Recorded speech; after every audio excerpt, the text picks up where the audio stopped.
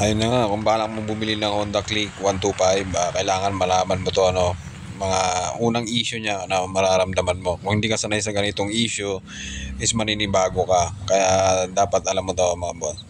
Una pa lang na paglabas ko nito sa kasa, ay naramdaman ko na agad na parang kinakapos siya. Pag yung malamig siya, hindi pa siya mainit, parang kinakapos yung hatak niya. Pumupugak, ika nga, kasi pagka binirit mo na si linyador, hindi siya agad-agad na parang nabibitin. So ang may technique pala dyan sa kanya is painitin mo muna ng mabuti bago mo siya paandarin o biritin. Pagka mainit na, nawawala yun. Marami akong nakausap na mayroong ganong parehas na issue, ganon din daw yung kanila. Ang ginagawa lang nila talagang pinapainit lang ng mabuti bago sila umandar. Pagka mainit naman, na mararamdaman mo naman napakaganda talaga ng hatak niya. Hatak pa lang napakaganda. Nawawala na siya.